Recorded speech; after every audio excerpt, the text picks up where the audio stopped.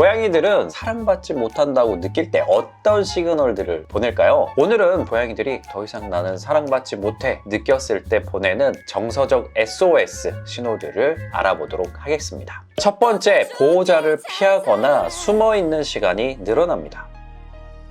평소에는 거실에 항상 나와 있던 친구들이 언젠가부터 구석진 공간에 머무는 시간이 늘어나게 됩니다. 보호자가 다가가면 눈을 피하거나 몸을 낮추거나 조용히 자리를 피하기도 하죠. 이건 단순히 혼자 있고 싶구나 라고 넘길 행동이 아닐 수 있습니다. 고양이는 불안하거나 스트레스를 받을 때 정면으로 표현하기보다는 피하고 숨는 방식을 선택하는 경우가 많은데요. 보호자의 관계에서 안정감을 느끼지 못하게 됐을 때, 또는 집안 환경이 예측하기 어려워졌을 때 이런 모습이 나타날 수 있습니다. 두 번째, 평소보다 더 자주 웁니다.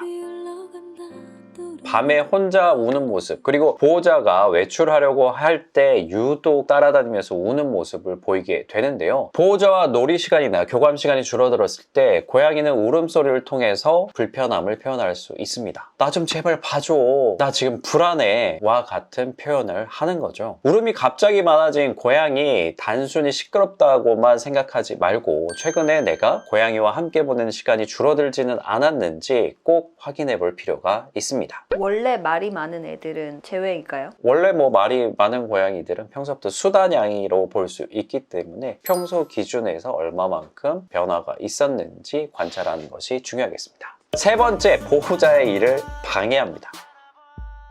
노트북에서 일하고 있는데 노트북을 가로질러서 간다거나 책상 위에 물건을 자꾸 떨어뜨린다거나 TV 앞을 막는다거나, 이거 어떻게 보면 평소에 항상 느끼는 그런 부분이고 되게 깜찍하다라고 생각할 수도 있는 부분인데, 사실은 고양이들은 되게 적극적으로 보호자와 교감하기 위한 노력을 하고 있을 수 있습니다. 고양이들이 어떤 행동을 했을 때 보호자가 어떻게 반응하고 어떻게 관심을 주는지 고양이들은 정말 빨리 이해하고 배우는 편입니다. 이런 행동이 최근 들어서 갑자기 늘어났다라고 하면 왜 이렇게 귀찮게? 라고 생각하실 게 아니라 최근에 내 고양이에게 잘 반응해주고 있는지를 생각해 보시는 게 중요하겠습니다. 이것도 원래 방해하는 양이들은 그냥 성격인 거죠. 고양이들의 성격 차이에 따라서도 이런 모습을 더 보이는 경우, 덜 보이는 경우가 있을 수 있지만 중요한 거는 평소보다 더 집요하게 이 모습을 보이는지가 핵심 포인트가 되겠습니다. 네 번째, 과도하게 그루밍을 하고 자기 털을 뽑는 모습을 보입니다.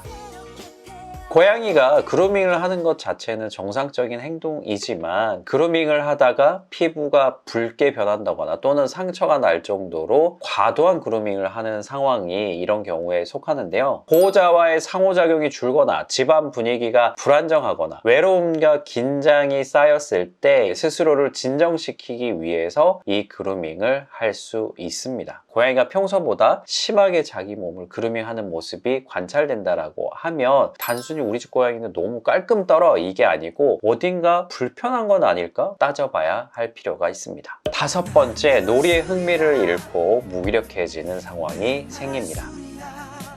예전에는 장난감만 봐도 막 펄쩍펄쩍 뛰고 너무 반응이 좋았던 친구가 어느 순간부터 반응이 너무 없어집니다. 고양이는 이 환경이 단조롭고 또 보호자와의 교감이 줄어들고 예측 가능한 놀이 시간이 부족해짐에 따라서 하루 종일 잠만 자는 것 같은 무기력한 모습을 더 자주 보일 수 있습니다. 이건 단순히 게을러지거나 나이가 들어서 그런 문제가 아닙니다. 고양이에게 놀이는 단순한 장난 자체가 아니라 보호자와 교감하고 사냥 본능을 해소시켜주는 그런 시간이거든요. 내가 고양이와 즐겁게 교감하면서 놀이를 충분하게 제공하고 있었는지에 대해서 한번 돌이켜 보실 필요가 있습니다. 다음은 예민해지거나 공격적인 반응이 늘어납니다.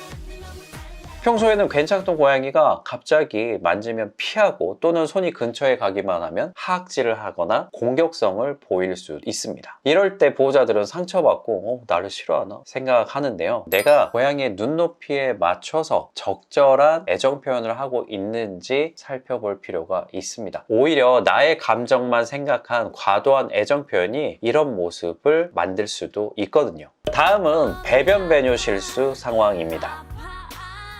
고양이가 배변 배뇨 실수를 하게 되면 보통 보호자들은 요새 내가 신경을 못 써줘서 복수하려고 이런 모습을 보이나? 라고 생각을 하시는데요. 배변 배뇨 실수는 대부분 스트레스, 영역 내에서 불안정감, 생활 변화 이런 것들에 의해서 나타나게 됩니다. 특히 보호자와의 관계성이 불안정해졌을 때 배변 배뇨 실수하는 경우들이 꽤 자주 있습니다. 물론 배변 배뇨 실수는 질병 상태에 의해서도 발생될 수 있기 때문에 이 부분도 함께 살펴보시기를 바랍니다.